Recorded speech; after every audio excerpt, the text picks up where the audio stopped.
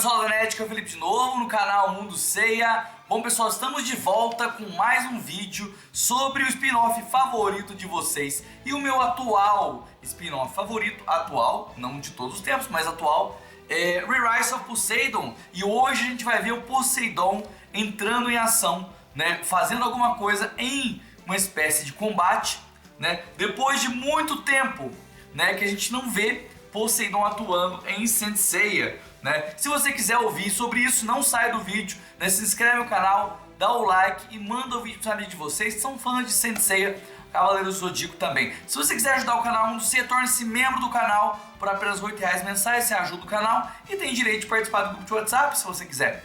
E se você quiser me ajudar de outra maneira, compre mangás no meu link, tem os links do Amazon aqui embaixo. Compre os mangás de Saint Seiya no meu link do Amazon, Lost Canvas, Lost Canvas Gaiden, Next Dimension, Final Edition, Episódio G, Time Odyssey. Compre os mangás no meu link e você me ajuda de maneira indireta. Pessoal, vamos analisar então o capítulo 17. Rise of Poseidon está quase acabando e o capítulo 17, né, foi um capítulo bem legal. Capítulo 17 de Rise of Poseidon, Ressoe Cosmo do Imperador dos Mares. Vamos lá?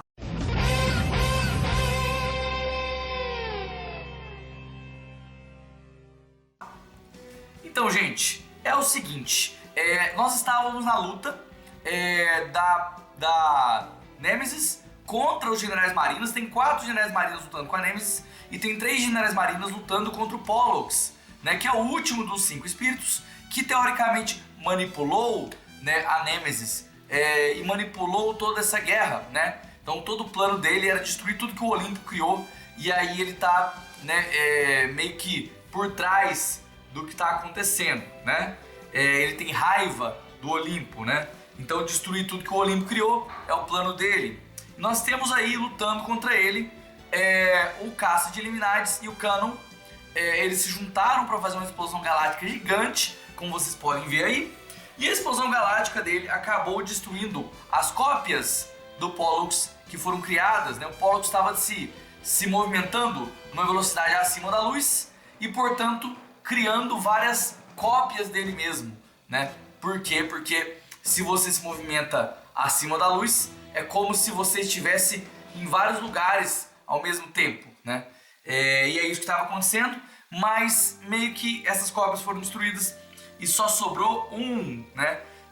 Só sobrou um, porém, gente, o Canon e o Caça caem. Nesse momento, só vai sobrar o Isaac de Kraken para ter a última luta contra o Pollux. Eu não esperava que o Isaac de Kraken ia ter esse destaque para lutar contra o último, para ser o último a lutar contra o último dos espíritos, né? Eu achei que seria o Canon ou o Sorento, né? Mas o Sorento está lá em destaque contra a Nemesis, enquanto o Isaac de Kraken está em destaque aqui contra o último dos espíritos da deusa Nemesis, né? E assim, gente, teve algumas cenas do Isaac onde ele se levanta, ele faz discurso motivacional, né, que pareceu meio Seiya, tá? Tem algumas cenas aí muito parecidas com cenas do clássico, em que nós temos o Seiya nessa mesma posição. E eu confesso pra vocês que eu não achei que combina com o Isaac de Kraken essas cenas, tá? Não combina, né? Então ele diz, inclusive, que vai desobedecer o Camus, né? Porque o Camus fala pra ele lutar com calma e sendo frio, e ele vai se entregar à ira para enfrentar, né? Muito parecida com as cenas do Seiya vs Saga no final da Batalha das 12 Casas, né? Mas mesmo assim é muito difícil de enfrentar o Pollux. O Pollux é um inimigo extremamente poderoso que está lutando faz tempo. Lutou contra o Canon, né? Agora voltou mais forte, né? Derrotou o Canon e o Caça e agora está lutando com o Isaac. Bom, do outro lado você tem o Yo e o Bian juntos, dando um golpe contra a Nemesis, e o Krishna e depois o Sorento. Eles vão lutar contra a Nemesis e olha o que vai acontecer. Primeiro vem o Yo e o Bian, eles atacam juntos a Nemesis e ela vai usar seu poder de deusa. Vamos lembrar, isso é muito importante para os deuses em Sensei, que alguns spin-off não fazem. Um deus tem o poder de rebater o golpe. Então ele não faz nada, o golpe já volta contra quem atacou.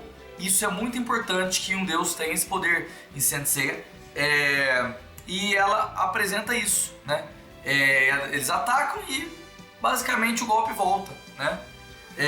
Contra eles, né? Bem legal o autor Tsudakan Suda ter lembrado disso. Depois, logo em seguida, tem o Krishna. O Krishna, ele vai usar os poderes dele, né? Que são mais espirituais, e logo em seguida ele vai tentar usar a lança dele, né? E a Nemesis, ela vai rebater a lança com a espada dela, jogar a lança para longe, né? E nesse momento que ela joga a lança para longe, veio o Sorento, consegue acertar um chute na cara da Nemesis, muito parecido com o chute que o Seiya deu no Aiolha, lá nas 12 casas também, né? Então, bem legal, a dinâmica da luta tá bem legal de ver, tanto da luta do Pollux quanto da luta da Nemesis, né? São personagens se esforçando, né, e tendo cenas de batalha em que os personagens, eles vão sim ser derrotados, mas eles tentam de tudo. É o que a gente queria ter visto na luta do Asclepius. Infelizmente, a parte da luta do Asclepius, que foi dos Cavaleiros de Bronze, a gente não viu eles se esforçando tanto, né? Infelizmente, o mangá foi encurtado ali, eu acho, e a gente não viu. E aqui a gente vê eles se esforçando bastante, mas não consegue, tá? Tem uma cena aí, essa página que vocês estão vendo, da Nemesis arrebentando eles, aquela cena do golpe sendo disparado e os personagens sendo jogados pra cima, tudo destruído, né? Vocês podem ver isso aí. Então eles tentaram de tudo, não adiantou, né? Nemesis arrebentou com eles, né? E aí nesse momento, gente, os meteoritos, eles vão cair na Terra, vão destruir tudo, tá? Já começa a cair alguns ali, né? Tem um grandão lá no céu, já começa a cair alguns na Terra, né? E aí você vê que todo mundo, né, a Terra inteira vai desesperar, né? E ela fala para os seres humanos se desesperarem, né? E aí a gente vê essa imagem aqui dos personagens de Saint Seiya, outros personagens que estão vivos, observando o que vai acontecer, né? Observando o céu e olhando os meteoros caindo, né? E aí legal que lembrou de todo mundo. Lembrou dos Cavaleiros de Bronze menores, China, Marin, lembrou do Alexei, dos Guerreiros Azuis. Bem legal ter lembrado do Alexei, porque é um personagem que existe, então bem legal lembrar dele. Só faltou a Seika aí. Será que tem algum motivo? Gente, tem algum motivo. A Seika, ela não tá aparecendo e não é à toa que ela não tá aparecendo, tá? Tem coisa planejada pra Seika aí, pode ter certeza que tem coisa planejada para a Seika, né? E aí, gente, aí que vai chegar o momento do Poseidon agir, né? E vai chegar o momento ainda dele lutar, né? Mas ele vai agir agora, ele vai usar o poder dele agora. Presta bem atenção, ele tá lá concentrando seu poder, né? E o Kiki, gente, ele fala uma coisa muito sem noção, que eu falei, não, esse moleque realmente não tem medo não. Esse moleque aí é meta de coragem, né? O moleque chega e fala que sem a Atena e sem o Seiya e os outros não dá pra ganhar. E o Poseidon lá na frente dele, fala, ó, Poseidon não adianta pra ganhar não, se não for Atena a gente perde, né? E aí o Poseidon, né, falando, ó, vocês não tem respeito, né? Mas pela devoção que eles estão tendo hoje aqui comigo, eu vou perdoar. E aí o Poseidon usa o poder dele e destrói todos os meteoritos que estão no céu, que estão caindo nesse momento, né? Então o Poseidon destrói os meteoritos e pronto, né? Ele é mais forte do que a Nemesis, né? Então é isso que me confunde um pouco, porque se você tem uma luta dos Marinas contra os espíritos, beleza. Mas a deusa é a Nemesis e do outro lado tem o Poseidon. Poseidon é mais forte do que a Nemesis. Então é uma história que, teoricamente, se o Poseidon for lutar contra a Nemesis, ele vai vencer. Então, né? A não ser que alguma coisa seja feita com ele. E aí a gente vai ver no próximo capítulo, quando a gente vai ver principalmente a Kamui de Poseidon, né?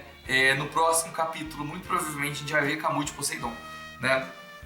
Bom, nesse momento que ele destrói o Isaac de Kraken, ele sente o Cosmo de Poseidon, que foi o Cosmo que salvou ele na época que ele quase morreu, quando ele foi salvar o Yoga.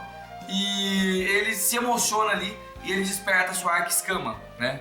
Ele desperta a sua Arca Escama, envolvido pelo Cosmo de Poseidon, e ele lembra de um poder, né? lembrando que ele alcançou já o zero absoluto e ele lembra de uma lenda que o Camus contava. É uma lenda só, Camus praticamente nem não sabia ou não acreditava que isso existia, mas é uma lenda de uma coisa que podia ir além do zero absoluto, né? Óbvio, né? Os poderes sempre tem que ir além, né? Tem que sempre aumentar, né? É o natural de um mangá shonen. E já que essa história se passa depois da saga de Hades, eu acho natural que isso aconteça, né?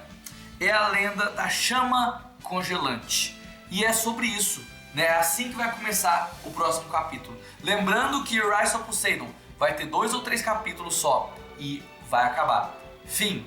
Rise of Poseidon vai ser uma história de 4 volumes apenas, né? Sendo, eu acho, o último volume como o último capítulo como um capítulo X, um capítulo especial, capítulo especial. Então não vai fechar no 20, vai fechar no 19, sendo o último capítulo como capítulo X, né? Pelo que o autor Tsuda Kansuda colocou nas redes sociais um tempo atrás, né? E eu estou ansioso para ver como vai ser esse final, né? E ansioso também para ver se vai anunciar alguma coisa no fim de Rise of Poseidon. E mais um mangá de Saint Seiya vai acabar, né? Foi muito legal acompanhar isso do começo ao fim.